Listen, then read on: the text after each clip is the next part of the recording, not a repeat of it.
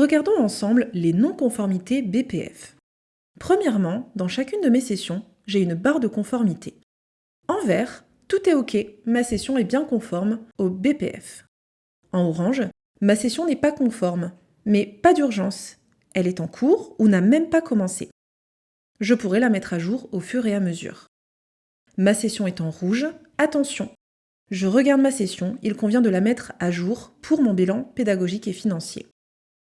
En parallèle, je reçois un mail d'alerte dès qu'une session est en rouge, c'est-à-dire qu'elle est terminée et qu'il convient de la mettre à jour pour qu'elle soit conforme au BPF. Prenons chacune des non-conformités afin de les comprendre et de les retirer dans ma session. Premièrement, coûts annexes.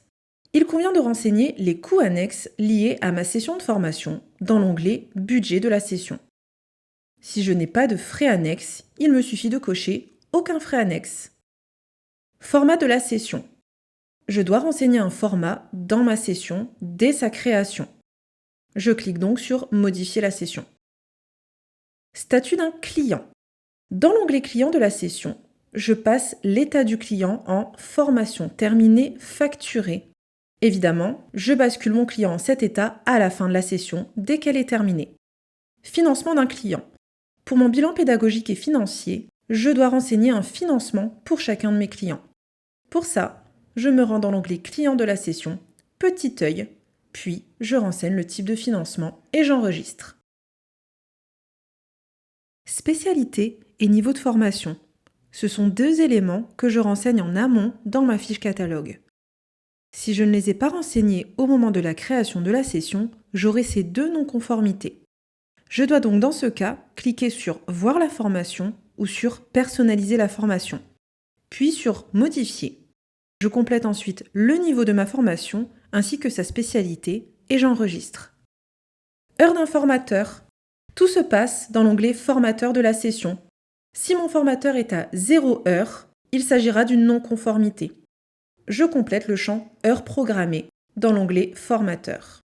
Petite indication, si je planifie mes séances dans l'onglet « Planification », cet onglet sera automatiquement synchronisé en fonction des séances de mon formateur. Statut d'un formateur. Je me rends dans l'onglet « Formateur de la session » et je complète le champ « Statut des formateurs de la session ». Toujours dans l'onglet « Formateur de la session », je complète le champ « Tarif horaire des formateurs de la session ». Attention, c'est un champ que je peux renseigner en amont dans la fiche « Intervenant » dans les ressources. Si je ne l'ai pas renseigné en amont, il faudra que je renseigne cette information manuellement dans la session. Statut d'un participant. Cette information peut être renseignée en amont dans mon portefeuille client dans la fiche de mes participants. Si au moment de la création de la session, mon participant n'avait pas de profil, celui-ci sera vide dans ma session. J'aurai donc une non-conformité, statut d'un apprenant.